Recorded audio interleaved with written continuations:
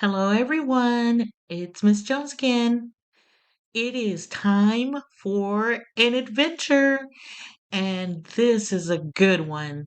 City of Ember is so good, in fact, that they made it into a movie, but you probably already knew that. My students read the book before watching the movie and were completely surprised that the book had more information and detail than the movie. That's the thing about movies. They are limited by time and production budget. So, reading the book is a way to make sure that you know the full story. You get to compare your envisioned characters with the actors that are cast to play the roles, both the way they look and their voices, and try to figure things out before they happen. Jeanne Du Prau does an amazing job keeping us captive. I will again read an excerpt from the book. I also will drop the link to the author's webpage in the description, along with a link to purchase the book. So, without further ado, it is time for an adventure. When the city of Ember was just built and not yet inhabited, the chief builder and the assistant builder, both of them weary, sat down to speak of the future. They must not leave the city for at least 200 years, said the chief builder. Or perhaps 220. Is that long enough? Asked the assistant. It should be. We can't know for sure. And when the time comes, said the assistant, how will they know what to do? We'll provide them with instructions, of course, the chief builder replied. But who will keep the instructions? Who can we trust to keep them safe and secret all the time? The mayor of the city will keep the instructions, said the chief builder. We'll put them in a box with a timed lock set to open on the proper date.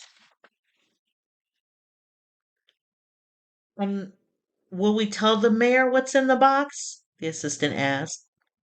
No, just that it's information they won't need and must not see until the box opens of its own accord. So the first mayor will pass the box to the next mayor and the next one to the next, and so on down through the years, all of them keeping it secret all that time? What else can we do? Asked the chief builder.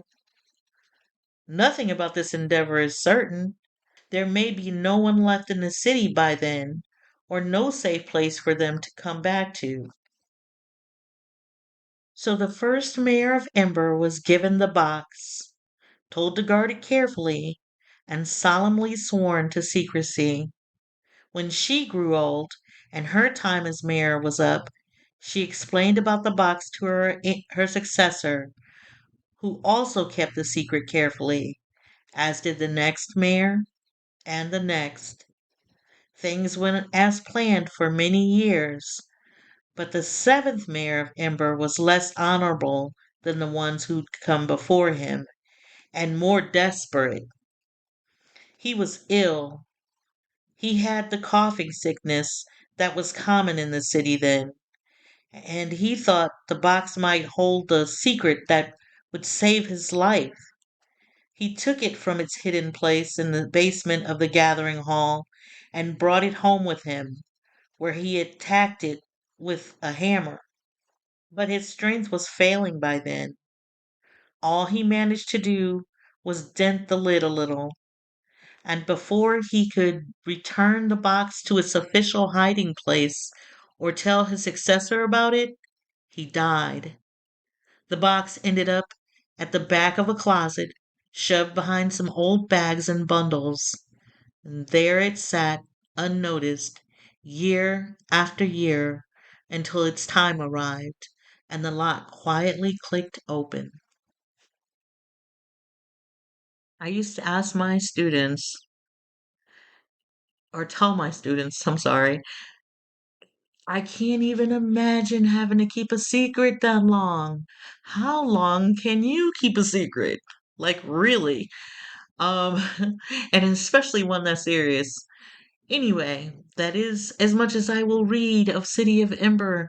If you want to know what happens, if you already know what happens, I urge you to go back and read the book. It is so good. Anyway, of course, there is a sequel to this book. So go check out the author's page and you'll probably find not just the sequel, but other books that you would love by this author. Again, I will drop the author's page in the description box along with the link to purchase the book. And as always, here's hoping you get lost in a world of reading. Talk to you soon.